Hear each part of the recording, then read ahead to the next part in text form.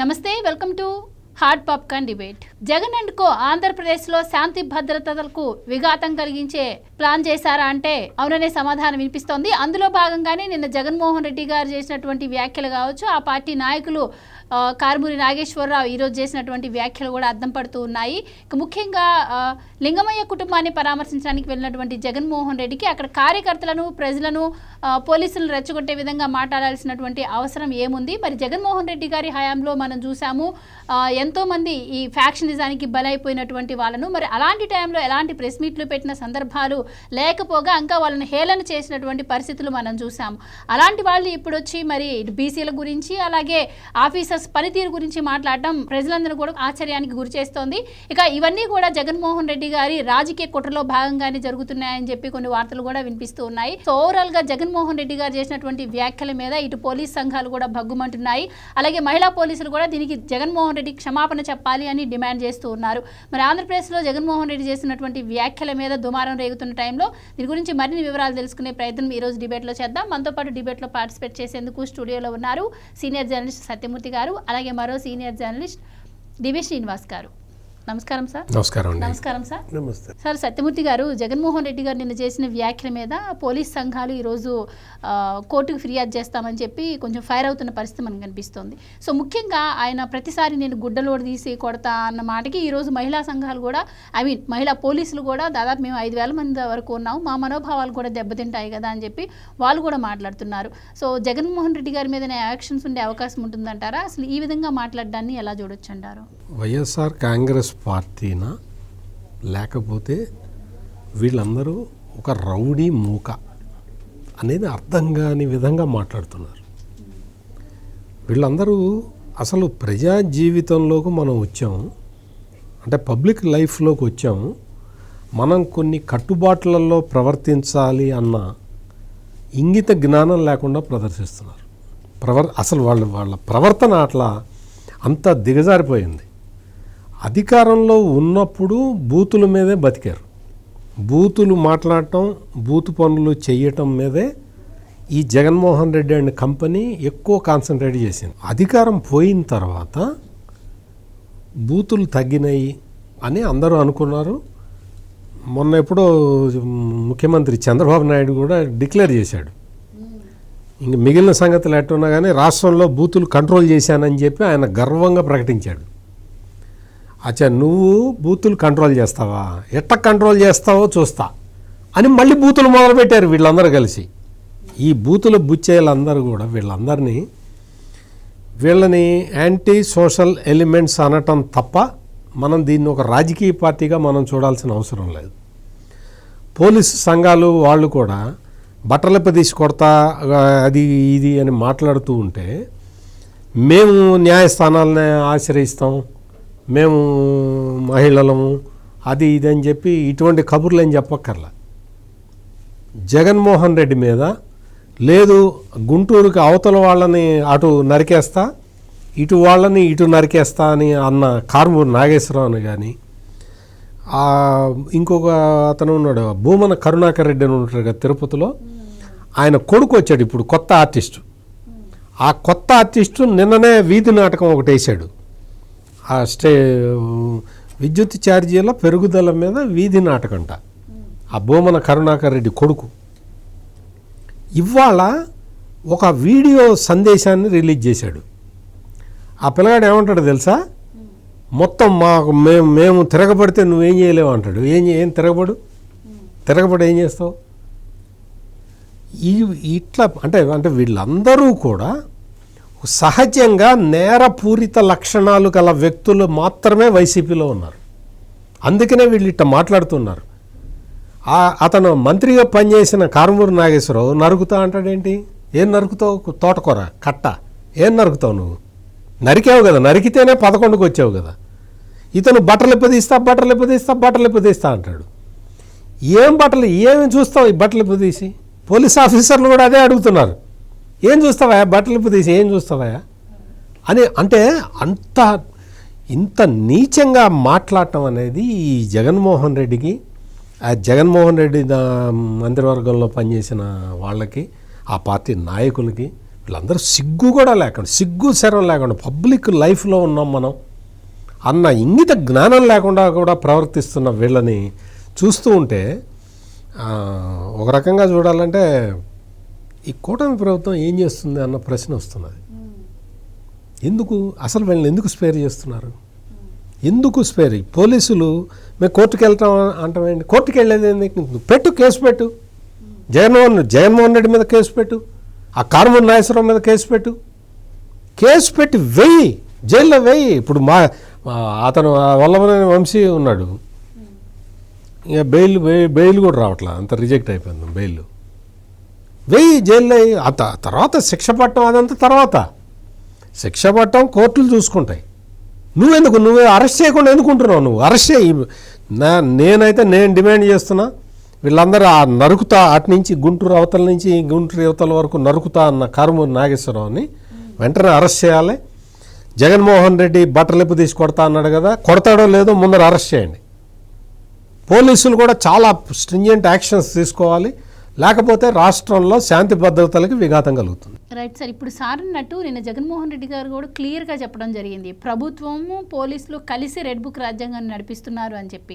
మరి జగన్మోహన్ రెడ్డి గారు అంత బహిరంగంగా ప్రభుత్వాన్ని, పోలీసులను విమర్శించి పోలీసులను అంటే కించపరిచే విధంగా మాట్లాడుతుంటే ఈరోజు హోంమంత్రి గారు స్పందించారు తప్ప, ఆవిడ హెలికాప్టర్ ఇష్యూ ఆయన భద్రత గురించి స్పందించారు తప్ప పోలీసులను కించపరిచిన దానికి ఆవిడ ఏం పెద్దగా స్పందించినట్టు లేదు. సో సీరియస్గా యాక్షన్ తీసుకోవాలంటారు, ఎందుకంటే ఇది కూడా మొదటిసారి కాదు కాబట్టి మరి ఇలాగే ఉంటే ఇది కంటిన్యూ చేసే అవకాశం కూడా ఉంటుంది కదా.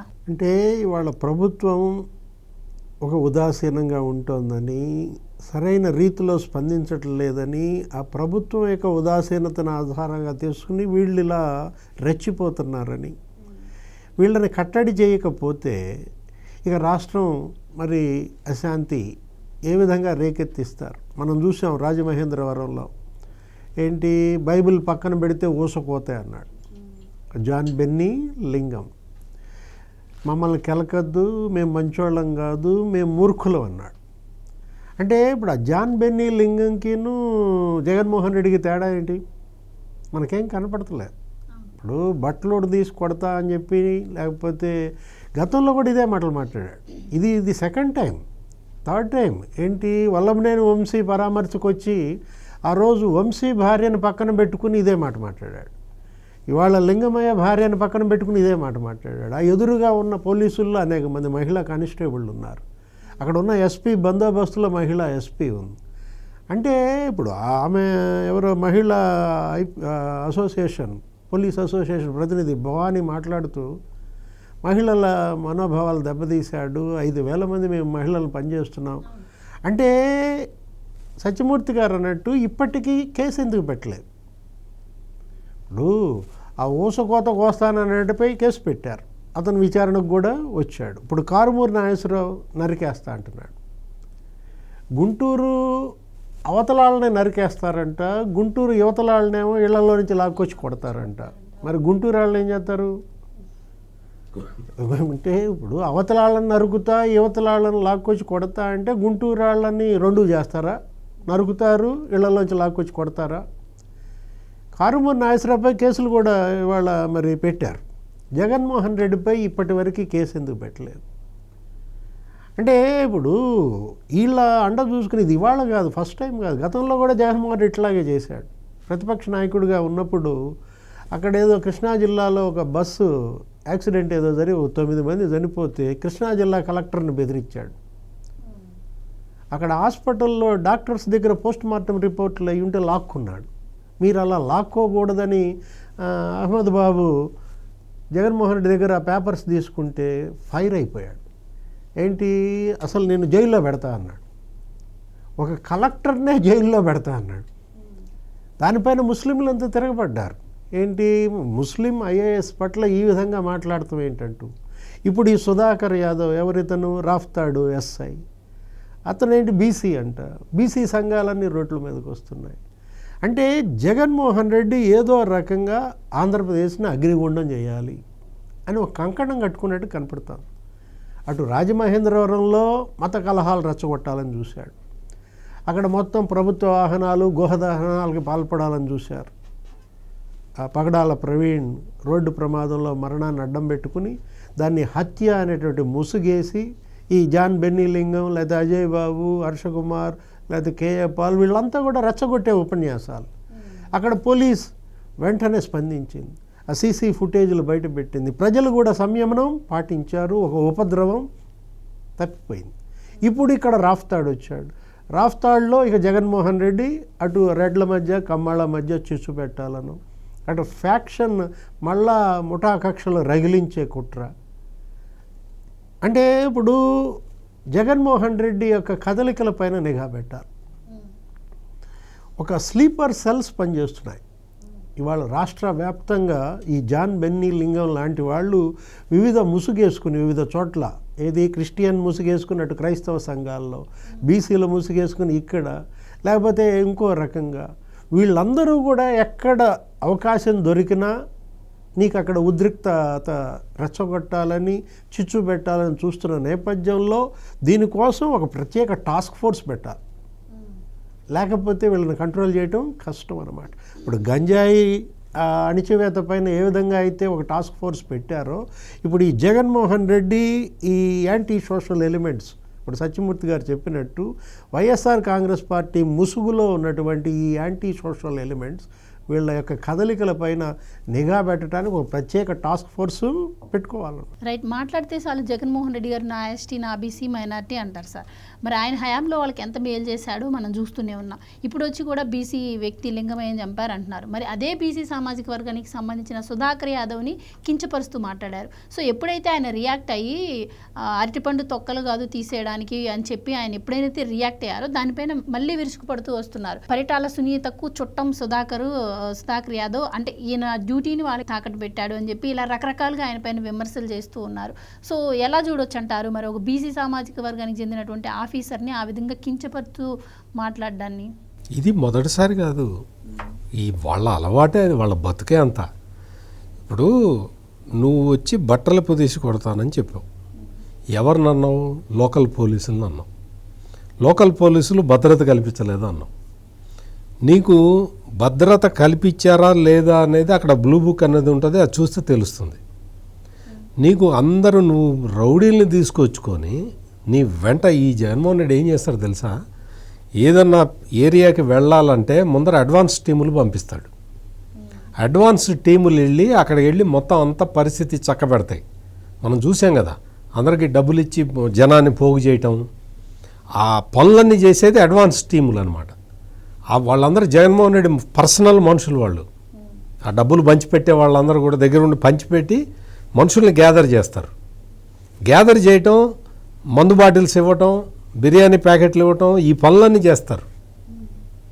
ఇటువంటి అంటే నువ్వు ఎందుకు వెళ్తున్నావు? పరామర్శకి వెళ్తున్నావు. నువ్వు నోరు మూసుకొని వెళ్ళాలి, పరామర్శించాలి, రావాలి. నువ్వు అక్కడికి వెళ్ళి రాజకీయాలు మాట్లాడతావు. నువ్వు మొదటిసారి కాదు, నువ్వు ఎక్కడికి వెళ్ళినా, ఏ శవం దగ్గరికి వెళ్ళినా నువ్వు రాజకీయాలు మాట్లాడుతున్నావు, బయటకు వస్తున్నావు.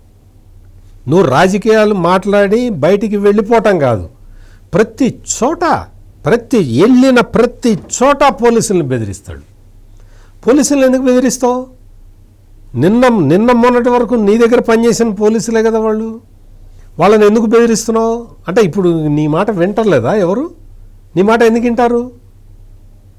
నీ మాట పోలీసులు ఎందుకు వింటారు? ఈ జగన్మోహన్ రెడ్డికి ఈ పదవి పోయింది, మొత్తం ఆ ప్రివిలేజెస్ అన్నీ పోయినాయి. రోజుకి 100 కోట్ల రూపాయలు సంపాదన, అక్రమ మద్యం, లేకపోతే ఇసుక, ఈ దోపిడీలో రోజుకి 100 కోట్ల రూపాయలు ఇన్కమ్. అక్కడ వెరైటీస్ ఉంది, అక్కడ క్వాడ్జి మైనింగ్ ఉంది.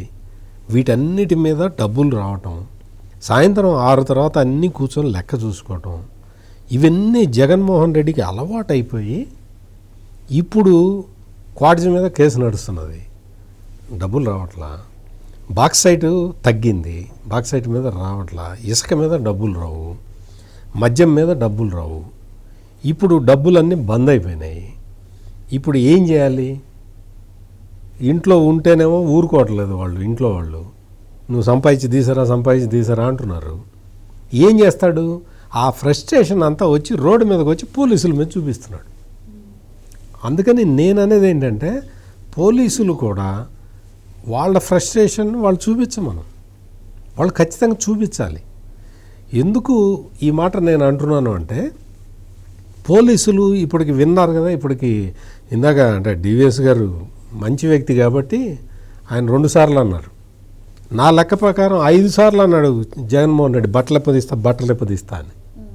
5 సార్లు అన్నాడు బట్టలు ఎప్పదీసి కొడతా అని, 7 సముద్రాల అవతల ఉన్న లాక్కొస్తా, ఇప్పటికి 5 సార్లు అన్నాడు. అందుకని ఇంకా 6వసారి బట్టలు ఎప్పదీస్తా అనే మాట జగన్మోహన్ రెడ్డి నోటి నుంచి రాకుండా చేయాల్సిన బాధ్యత ఇప్పుడు ఆంధ్రప్రదేశ్ పోలీసుల మీద ఉన్నది. 6వసారి కూడా జగన్మోహన్ రెడ్డి అదే మాట మాట్లాడాడు అంటే పోలీసులు ఫెయిల్ అయినట్టు, పోలీసులు ఫెయిల్ అయిపోయినట్టు. ఇప్పుడు ఇంకా ఈ జగన్మోహన్ రెడ్డి కూడా ఎందుకు ఇట్లా మాట్లాడుతున్నాడంటే పార్టీని కాపాడుకోవటానికి ఇంకా వేరే మార్గం కనపట్టాల. అందుకనే కారుమూరి నాగేశ్వరరావుని పంపించాడు, అక్కడ మాట్లాడిపో అంటాడు. ఈ కాకాని గోవర్ధన్ రెడ్డి పోతాడు, అక్కడ మాట్లాడిపో అంటాడు. ఆ కాకాని గోవర్ధన్ రెడ్డి కూడా అన్నాడు బట్టలెప్పు తీసి కొడతా పోలీసులని. ఇక ప్రతివాడు బట్టలెప్పు తీసి కొడతా అంటూ ఉంటే పోలీసులు ఇంకా చూస్తూ ఊరుకుంటూ ఉంటే మరి పోలీసులు ఇంకెందుకు పోలీసులు అనవసరం కదా. ప్రతివాడు వచ్చి బట్టలెప్పు తీసి కొడతాడు, వాడు వచ్చి నేను కోస్తానంటాడు, వీడు వచ్చి నరుకుతా అంటాడు, వాడొచ్చి మా ధైర్యాన్ని ఏంది నీ ధైర్యం, గంజాయి తాగితే ధైర్యం వస్తుందా నీకు, నువ్వు ఏంటి నీ ధైర్యం ఏంటి, ఎందుకు నీ ధైర్యం ఏంటి ఇందులో, ప్రజా సమస్యల మీద నేను పోరాడుతున్నాను అని చెప్పుకో చేత అయితే, నాకు ధైర్యాన్ని అణచలేమంటే ఏంది నీ ధైర్యం. ఇటువంటి మాటలు మాట్లాడుతూ సమాజంలో శాంతి భద్రతలకి విఘాతం కలిగించే విధంగా ఈ క్రిమినల్స్ అందరూ ప్రవర్తిస్తున్నారు. వీళ్ళందరినీ నేను కావాలనే చెప్తున్నా, క్రిమినల్స్ అనే చెప్తున్నా. ఒక్కొక్కడి మీద ఇన్ని కేసులు ఉన్నాయి, ఒక్కొక్కడు అక్రమ సంపాదన. ఈ కారుమూరి నాగేశ్వరరావు వచ్చి పెద్ద నీతులు చెబుతున్నాడు. ఆ టీడీఆర్ బాండ్ల కుంభకోణం ఎవరు చేశాడండి? టీడీఆర్ బాండ్ల కుంభకోణం ఎవరు చేశారు? టీడీఆర్ బాండ్ల కుంభకోణం మీద ఈ కారుమూరి నాగేశ్వరరావుని కూటమి ప్రభుత్వం అరెస్ట్ చేసినట్టయితే ఈ రోజున వచ్చి నేను వాడికి వస్తా, వీడిని చంపుతా, గుంటూరుకి అవతల ఉన్నవాడిని వేసేస్తా, గుంటూరుకి యువతలు ఉన్నవాడిని కాల్చేస్తా అన్నాడు కదా. టీడీఆర్ బాండ్ల కుంభకోణంలో డైరెక్ట్ పాత్ర ఉన్నది ఈ కారుమూరి నాగేశ్వరరావుకి.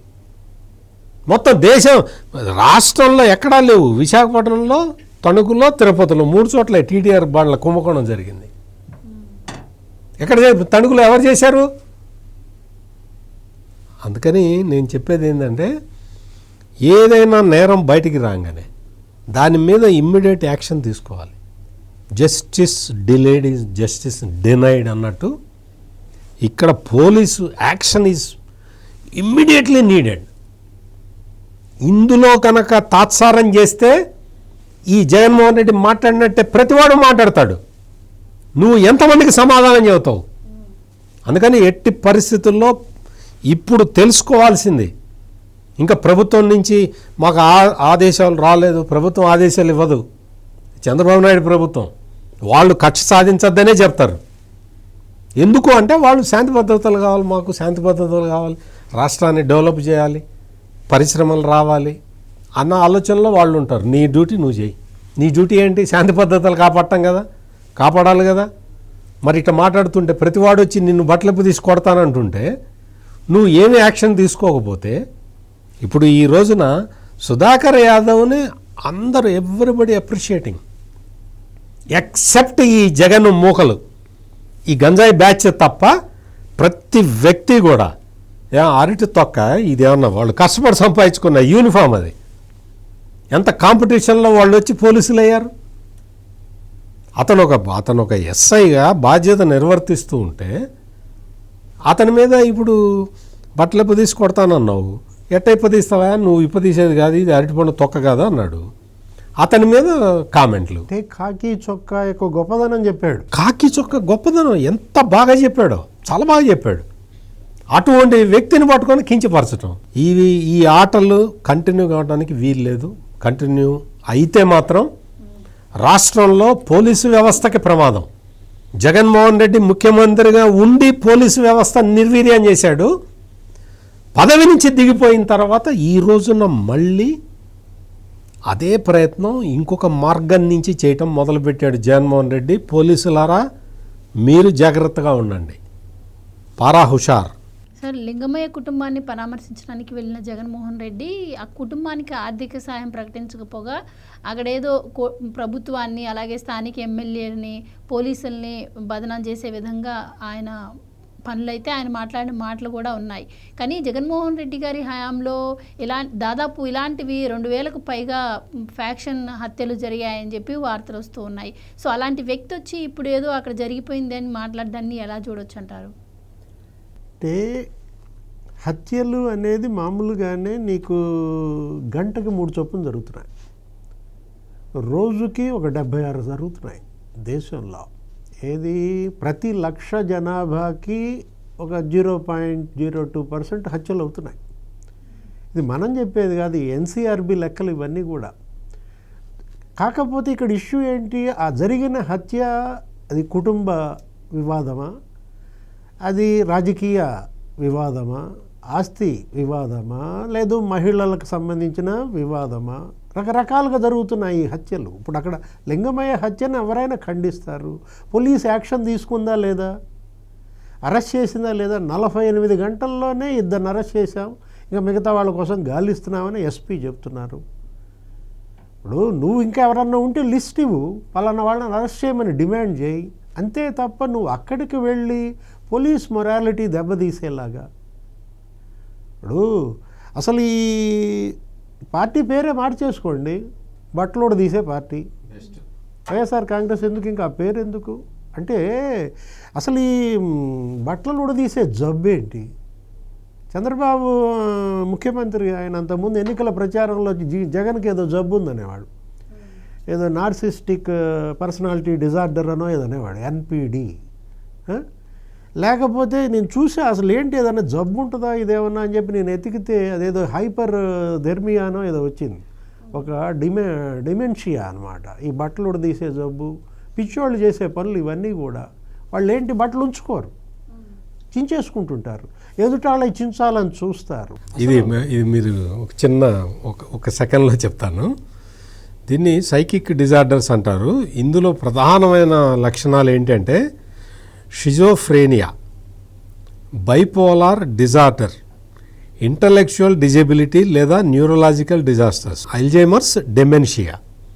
ఇవి అంటే మతిమరుపు పోతుంది, దెబ్బతింటుంది, బుర్ర పోతుంది. బుర్రకి మామూలు చెక్కకి చెదలు పెడితే ఎట్లా అవుతుందో బుర్రకి చెదలు పెడితే అట్లా అవుతుంది. మానసిక వ్యాధులు, ఇవన్నీ మానసిక వ్యాధులు అనమాట.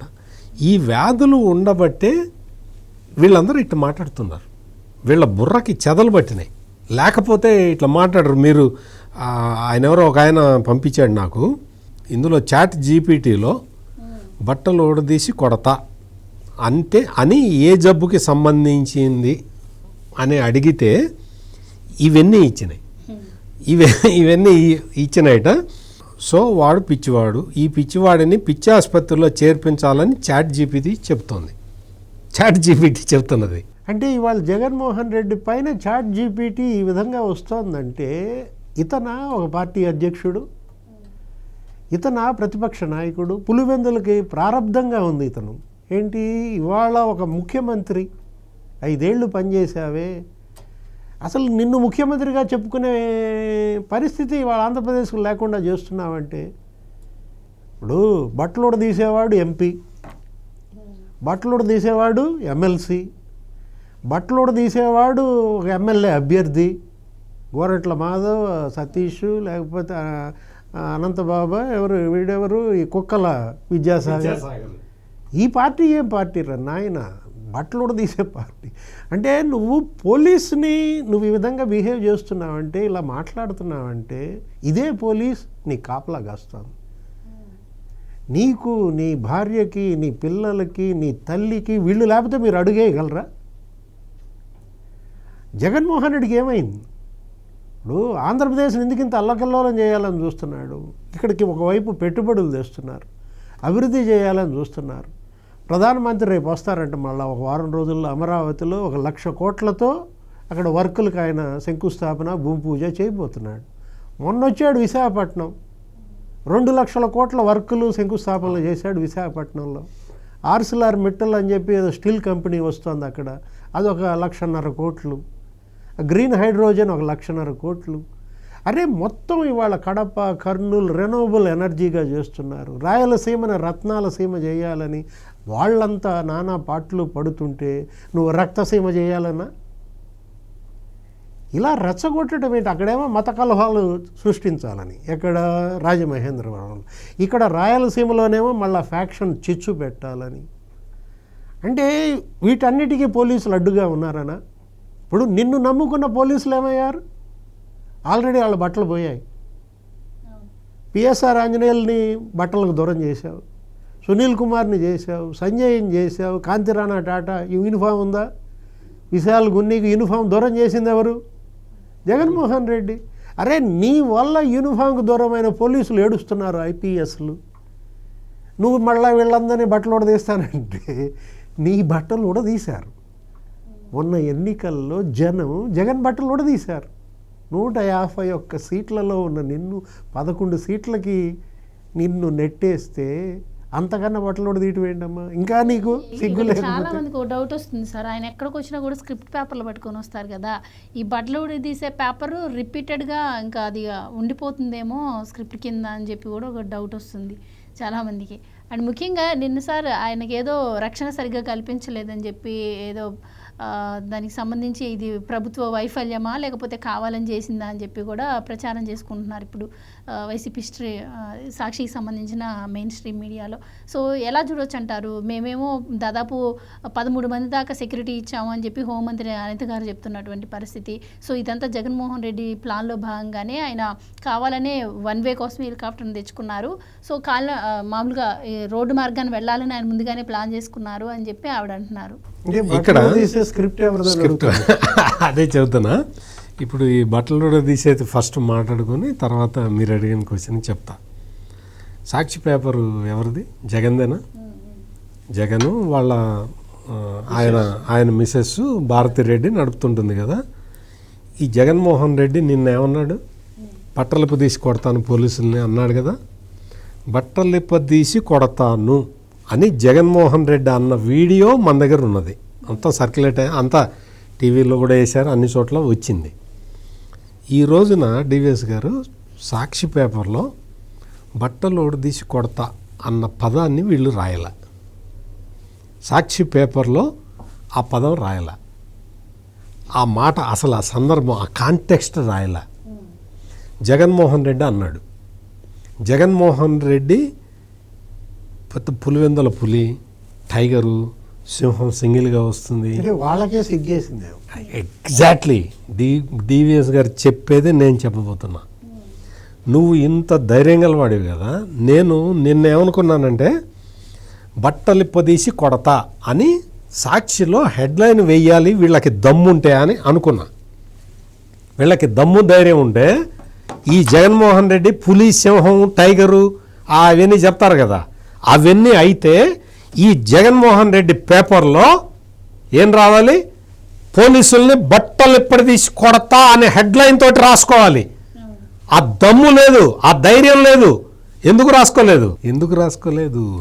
నీ భార్య నడిపే పేపర్లో మరి అంత దమ్ము లేకుండా ఎందుకు? నువ్వు అన్నావా లేదా? నువ్వు అన్నావు కదా. నువ్వు అన్న తర్వాత నీ పేపర్లో నువ్వు ఎందుకు రాసుకోలేదు? అంటే అది తప్పు అని నీకు తెలుసా? నీ భార్యకి తెలుసా? నీ భార్యకి తెలిసి అది తప్పు కాబట్టి మా ఆయన తప్పు మాట్లాడాడు, వాళ్ళకి డస్క్ వాళ్ళకి చెప్పిందా? మా ఆయన తప్పు మాట్లాడాడు, అట్టకే మాట్లాడతాడు, లూజ్ టాక్ చేస్తాడు, అటువంటివన్నీ రాయమాకండాయా అని నీ భార్య నీ సాక్షి వాళ్ళకి చెప్పిందా? ఎందుకు రాయలేదు వాళ్ళు? అంటే సాక్షియే సిగ్గుపడేటట్లుగా జగన్మోహన్ రెడ్డి భాష ఉందా? సాక్షి నడిపేది వాళ్ళ ఆవిడ. నేను ముందు నుంచి చెప్తూనే ఉన్నా కదా. మరి వాళ్ళ ఆవిడ సిగ్గుపడదా? ఎందుకు రాయలే సాక్షిలో? నువ్వు మాట్లాడింది కరెక్ట్ అని నీకు అనిపిస్తే నీ పేపర్లో నువ్వెందుకు రాసుకోలే? అంటే నువ్వు అన్నీ తప్పులు మాట్లాడుతున్నావు. నీ పేపర్లో నీకు రాసుకోవడానికి నీకే సిగ్గుపడుతున్నావు. నీ భార్య నడిపే పేపరు సిగ్గుపడుతున్నది. బహుశా ఆమె చెప్పినట్టుంది, అవన్నీ రాయొద్దా అయితే చెత్తవాగుతాడని ఏదో చెప్పినట్టుంది, అందుకని వాళ్ళందరూ రాయలేదు సాక్షి పేపర్లో. ఇప్పుడు సెక్యూరిటీ విషయానికి వస్తే జగన్మోహన్ రెడ్డి వినుకొండ దగ్గర నుంచి మొదలుపెట్టాడు. ఎక్కడ శవం కనపడితే అక్కడికి వెళ్ళటానికి. వినుకొండలో రోడ్డు షో, శవాన్ని పరామర్శించటానికి. ఇతను మనుషుల్ని పరామర్శించడు, శవాల్ని పరామర్శించటానికి వెళ్ళి రోడ్డు షో చేశాడు. రోడ్డు మీద వెళ్ళాడు. మొత్తం 10 మంది కనపడితే చెయ్యి ఇవ్వటం మొదలుపెట్టాడు. సీఎం అని అర్పించుకోవటం మొదలుపెట్టాడు. ఆ రోజు నుంచి మీరు ఏ రోజునన్నా చూడండి, మొత్తం నేను ఇప్పుడు చెప్తున్నాను కదా, మీరు పాత పేపర్లో తిరగేసి పాత వీడియోలు చూసుకోండి. జగన్మోహన్ రెడ్డి ఎప్పుడు వచ్చినా మాకు భద్రత కల్పించలేదు, నాకు భద్రత ఏమి ఏడుపు అంటున్నా. గుంటూరు మిర్చి యార్డుకి వెళ్ళాడు. గుంటూరు మిర్చి యార్డుకి వెళ్ళి ఆ మిర్చి ఘాటుకి ఏడ్చాడో భద్రత కల్పించలేదని ఏడ్చాడో అర్థం కాలేదు. అంటే ఎందుకు నీకెందుకు భద్రత? నువ్వు ముఖ్యమంత్రిగా ఉన్నంతకాలం పరదాలు కట్టుకొని తిరిగావు. నీకు దాదాపుగా 17 కోట్లు 18 కోట్లు పెట్టి పెద్ద ఉక్కు గడ్డర్లు వేసుకున్నాడు ఇల్లు చుట్టూతా. నీ ఇంటి మీదకి ఎవరు వస్తారయ్యా? ముఖ్యమంత్రి 30 అడుగులు ఎత్తున ఉక్కు గడ్డర్లు వేసుకుని మొత్తం అంతా చూస్తే అదేదో ఫ్యాక్టరీ లాగా ఉంటుంది. కాదు, జైలు లాగా ఉంటుంది. సారీ, ఫ్యాక్టరీ కాదు, జైలు లాగా ఉంటుంది. అటువంటి పెట్టుకొని అంత భద్రత నీ మీద. అసలు నీ ఇంటి ముందర మొత్తం ఆ రోడ్డు అంతా బ్లాక్ చేసుకొని కూర్చున్నాడు ముఖ్యమంత్రిగా ఉన్నప్పుడు. అటువంటి భయంలో బతుకుతుంటాడు. పోలీసులు నాకు భద్రత ఇవ్వలేదు, పోలీసులు భద్రత ఇవ్వలేదు. ఇదే ఏడుపు. పోయిన దగ్గర జెడ్ కేటగిరీ ఉందండి. నీకు డిప్యూటీ సీఎం పవన్ కళ్యాణ్కు ఉన్నది Y+ కేటగిరీ, వై కేటగిరీ. ఈయనకున్నది జెడ్ కేటగిరీ. ఇంకా ఎందుకు ఏడుస్తున్నావు? ఇంకా నువ్వు చంద్రబాబు నాయుడికి Z+ ఉన్నది. అసలు ఇంకోటి ఏంటంటే, ఈ జగన్మోహన్ రెడ్డికి తెలుసో తెలీదో నాకు తెలియదు కానీ, నీకు సెక్యూరిటీ ఇంకొక విషయం చెప్తా. 6 నెలల తర్వాత అసలు విత్డ్రా చేయాలి. ఇంకా మాజీ ముఖ్యమంత్రికి విత్డ్రా చేసేయాలి, ఇంకా ఉండకూడదు సెక్యూరిటీ. 6 నెలలే ఇస్తారు. మాజీ సీఎం కేటగిరీ వ్యక్తులకి 6 నెలలే ఇస్తారు. ఇంకా 9 నెలలైనా ఇంకా కంటిన్యూ చేస్తున్నారు. ఈయనకి అసలు వాస్తవంగా అయితే తీసేయాలి, సెక్యూరిటీ తీసేయాలి. అసలు సెక్యూరిటీ ఇవ్వకూడదు. ఇతను ఓన్లీ పులివెందుల ఎమ్మెల్యే మాత్రమే. మాజీ సీఎం కేటగిరీ ఇంకా 6 నెలల తర్వాత ఇంకా సెక్యూరిటీ ఇవ్వాల్సిన అవసరం లేదు, ఇమ్మీడియట్గా తీసేయాలి. ఇతనికి ఏంటి అంటే, జగన్మోహన్ రెడ్డికి చెప్తున్నా, నువ్వు పులివెందుల్లో అప్లై చేసుకో, నాకు థ్రెట్ ఉన్నది అని. ఎవరెవరి దగ్గర నుంచి థ్రెట్ ఉన్నదో నువ్వు ఒక దరఖాస్తు పెట్టుకో. ఆ దరఖాస్తు పెట్టుకుంటే పులివెందుల పోలీస్ స్టేషన్ దగ్గర నుంచి మొత్తం అట్లా ఇంటెలిజెన్స్, హోము, స్పెషల్ బ్రాంచ్ అవన్నీ తిరిగి వస్తుంది. ఇంకా Z+ నీకు ఇంకా ఎక్కువ సెక్యూరిటీ కావాలి అంటే కేంద్ర ప్రభుత్వం కూడా చూస్తుంది. నీకు ఎవరి దగ్గర నుంచి థ్రెట్ ఉన్నదో చెప్పు. ఫస్ట్ అది క్లారిటీ ఇవ్వు. నీకు ఎవరి దగ్గర నుంచి థ్రెట్ ఉంది? నీకు థ్రెట్ ఎవరి దగ్గర నుంచి ఉందో తెలుసా? చెప్పమంటావా? వద్దులే, అది అంత పులివెందుల వాళ్ళందరికీ తెలుసు. నీకు థ్రెట్ ఎక్కడి నుంచి ఉందో నీకు తెలుసు. చెప్పు, అది పబ్లిక్లో చెప్పు కావాలంటే. అంతేగాని బయటికి నిన్ను ఎవడు బయటికి రమ్మన్నాడు? బయటికి వస్తావు, నాకు సెక్యూరిటీ లేదంటావు. నీకు గుంటూరులో మిర్చి యార్డులో సెక్యూరిటీ అంత వాళ్ళు చెప్పారు, రావద్దా, నువ్వు రావద్దు, ఇక్కడ రావద్దు, ఎన్నికల కోడ్ ఉంటే వెళ్ళాడు, గొడవ చేశాడు. అక్కడికి వెళ్ళి గొడవ చేసి నాకు సెక్యూరిటీ ఇవ్వలేదంటాడు. ఇప్పుడు రాప్తాడు వెళ్ళాడు, రామగిరి వెళ్ళాడు, నాకు సెక్యూరిటీ ఇవ్వలేదంటాడు. నీకు సెక్యూరిటీ ఇచ్చారు కాబట్టే ఇంకా నీ హెలికాప్టర్ ఇంకా ఉంది. లేకపోతే ఆ విండ్ షీల్డ్ కాదు, మొత్తం అన్ని రెక్కలతో సహా అన్ని పీకి ఉండేవాళ్ళు. వాళ్ళందరూ కూడా ఏంటి అంటే, నువ్వు మద్యం పోయించి తీసుకొచ్చిన వ్యక్తులు కదా, వాడికి ఏం తెలుస్తుంది? మద్యం డబ్బులు ఇచ్చి మద్యం పోయించి బాగా మద్యం మత్తులో ఉన్నాడు, ఆడికి హెలికాప్టర్ దొరికింది కదా అని వెళ్ళాడు, దగ్గరికి వెళ్ళాడు, విండ్ షీల్డ్ పాల్గొట్టాడు. వాళ్ళందరూ నీ మనుషులే కదా, వేరే మనుషులు ఎవరిని వచ్చారా? నీ మీటింగ్కి నీ రామగిరి మీటింగ్కి వేరే వాళ్ళు ఎవరన్నా వచ్చారా? అందరు నీ మనుషులు, నువ్వు డబ్బులు ఇచ్చి తెచ్చుకున్న వాళ్ళే కదా. వాళ్ళు బాగా కొడితే గవర్నమెంట్ ఏం చేయాలి? ఇంకా చాలు, ఇంకా నువ్వు ఈ డ్రామాలు ఆపు. ఇప్పుడు ఇంకా పోలీసులు యాక్షన్ తీసుకోవాలి, తీసుకుంటారు కూడా. అంటే ఒక రకంగా ఒక ముప్పేట దాడి చేస్తున్నాడు జగన్మోహన్ రెడ్డి ఈ 3 పార్టీల పైన.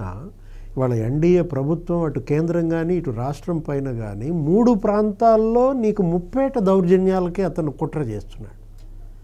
ఉత్తరాంధ్రలోనేమో మత కలహాలు, ఇటు రాయలసీమలోనేమో ఫ్యాక్షనిజం, ఇక్కడ కోస్తా ఎక్కడ ఇప్పుడు ఈ మన సత్యమూర్తి గారు చెప్పిన వినుకొండ, గుంటూరు, విజయవాడలోనేమో రౌడీయిజం. ఈ 3టిని కూడా అతను రెచ్చగొట్టి ఈ 3టి ద్వారా అశాంతి సృష్టించే కుట్రలు. ఇప్పుడు రౌడీ షీటర్లను ఇక్కడ రెచ్చగొడుతున్నాడు, ఎక్కడ? గుంటూరులో, విజయవాడలో. ఫ్యాక్షనిస్టులను అక్కడ రెచ్చగొడుతున్నాడు, ఎక్కడ? రాయలసీమలో. ఇక మత ఛాందసులను అక్కడ రెచ్చగొడుతున్నారు, మతోన్మాదుల్ని, ఎక్కడ? గోదావరి జిల్లాల్లో. మొత్తం రాష్ట్రాన్ని అగ్నిగుండం చేయడమే అతని అజెండాగా పెట్టుకున్నాడు. ఇవాళ ప్రభుత్వం మేల్కోవాలి. పోలీస్ ఇవాళ ఇలా నిష్క్రియాపరత్వంతో ఉంటే కుదరదు. డీజీపీ ఇవాళ హోమ్ మినిస్టర్, ముఖ్యమంత్రి దీనిపైన ఏది శాంతి భద్రతలే కీలకం. ఇవాళ ఇక్కడ శాంతి భద్రతలు కనుక రాకపోతే పారిశ్రామికవేత్తలు మళ్ళా పారిపోతారు, వచ్చే ఇన్వెస్ట్మెంట్లు ఆగిపోతాయి, యువత ఉపాధికి గండి పడుతుందన్నమాట.